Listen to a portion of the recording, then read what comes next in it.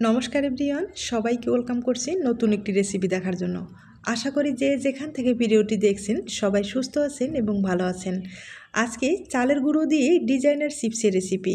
আর এই চিপসটা তৈরি করা খুবই সহজ, রোদ্রে দেওয়া ঝামেলা ছাড়া সহজেই তৈরি করে নিতে পারবেন আর একবার তৈরি করে বছর জুড়ে সংরক্ষণ করতে পারবেন। চিপসটা তৈরি করার জন্য প্রথমে একটা চালের গুঁড়ো ডো তৈরি করে নিতে হবে। ফ্রাই প্যানে পরিমাণ মতো জল দিয়েছি, হালকা একটু লবণ দিয়ে জলটা যখন ভালোভাবে বলক আসবে এ পর্যায়ে চালের গুঁড়োটা দিয়ে দিতে হবে। আর এটা আমি ভিজা চালের গুঁড়ো নিয়েছি, আতপ চালের গুঁড়ো। আপনারা চাইলে শুকনো চালের গুঁড়োটা দিয়েও চিপসটা তৈরি করে নিতে পারেন, তবে আতপ চালের গুঁড়োটাই লাগবে। চালের গুঁড়োটা যেন খুব ভালোভাবে সিদ্ধ হয় সেদিকে কিন্তু একটু লক্ষ্য রাখতে হবে। আর এরপরে একটা ডোর মতো পরিণত করতে হবে। আমি একটা ডো তৈরি করে নিয়েছি, এবার হাত দিয়ে মথে মথে সফট একটা ডো তৈরি করে নেব।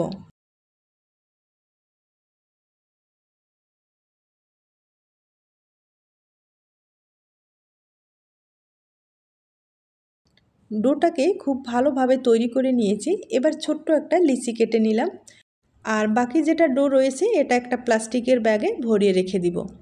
এখন বেলে নিতে হবে, আর যতটুকু সম্ভব পাতলা করে বেলে নিতে হবে।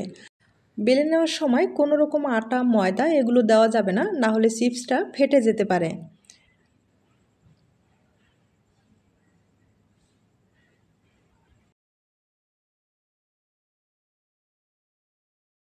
রুটিটাকে একবারে পাতলা করে বেলে নিয়েছি, আর একবার দেখিয়ে দিচ্ছি কতটুকু পাতলা তৈরি করে নিলাম। এবার একটা কুকি কাটার দিয়ে ছোট ছোট করে কেটে নিব। আপনারা চাইলে প্লাস্টিকের যে ঢাকনাগুলো আছে সেগুলো দিয়েও খুব ভালোভাবে কেটে নিতে পারেন। আমি একটু ফুলটা মাঝারি সাইজ করে তৈরি করে নেব, তাই কুকি কাটা দিয়ে মাঝারি সাইজ করে কেটে নিচ্ছি। আপনারা যদি ফুলটা একটু বড় করতে চান সেক্ষেত্রে কুকি কাটার বা প্লাস্টিকের ঢাকনাগুলো একটু বড় সাইজ নিলেই হয়ে যাবে। কয়েকটা এভাবে আমি কেটে নিলাম। এখন আপনাদের ডিজাইনটা তৈরি করে দেখিয়ে দিচ্ছি।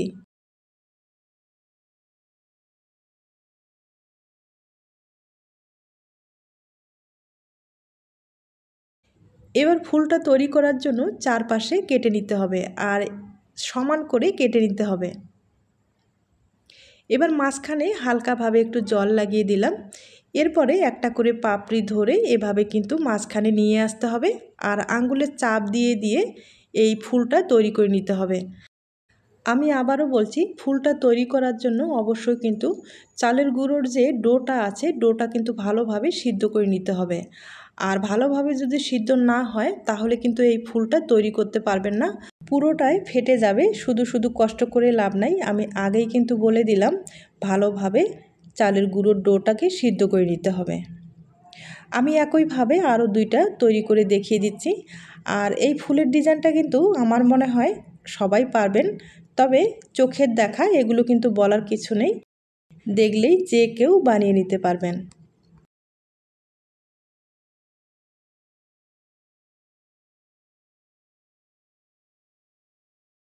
এই ফুলটা দেখতে কিন্তু ভীষণ সুন্দর, তবে বানানোটাও খুব সহজ, হয়তোবা দেখেই বুঝতে পেরেছেন।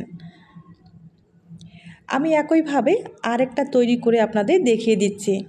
আর চালের গুঁড়োর চিপস খেতে কিন্তু ভীষণ ভালো হয়, আপনারা অবশ্যই বাড়িতে একবার হলেও তৈরি করে দেখবেন।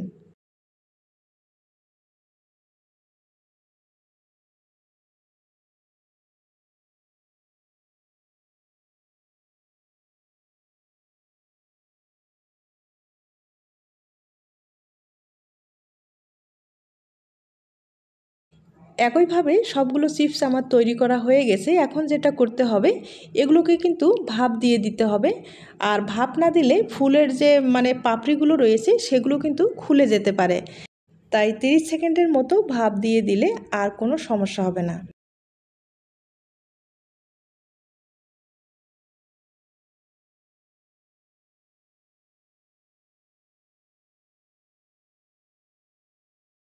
30 সেকেন্ড হয়ে গেছে, এবার ঢাকনাটা খুলে দেখি। আর দেখতেই পাচ্ছেন ফুলটা কিন্তু খুব সুন্দর হয়েছে। আর এখন আমি তুলে নেব। এভাবে কিন্তু আপনারা ফ্যানের বাতাসে শুকিয়ে নিতে পারেন, অথবা রৌদ্রের ব্যবস্থা থাকলে রৌদ্রে শুকিয়ে নিতে পারেন। আমি এগুলো ফ্যানের বাতাসে শুকিয়ে নিয়েছি, তবে সংরক্ষণ করতে চাইলে অবশ্যই কিন্তু 2-3 ঘন্টার মতো রৌদ্রে শুকাতে হবে। আর চিপসটা দেখেন শুকানোর পরে কিন্তু অনেক সুন্দর হয়েছে। এবার আপনাদের তেলে ভেজে দেখিয়ে দিচ্ছি।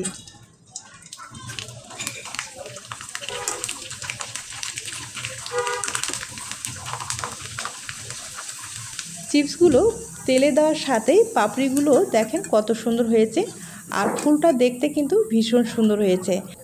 আমি একইভাবে আরেকবার ভেজে দেখিয়ে দিচ্ছি।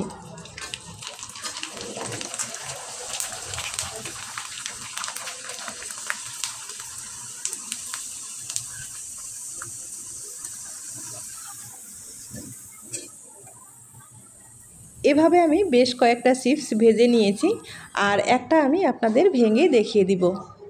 তার আগে ছোট্ট একটা রিকোয়েস্ট থাকবে, যদি রেসিপিটি আপনাদের কাছে ভালো লেগে থাকে তাহলে একটা লাইক দিতে পারেন। আর হয়তোবা দেখেই বুঝতে পেরেছেন।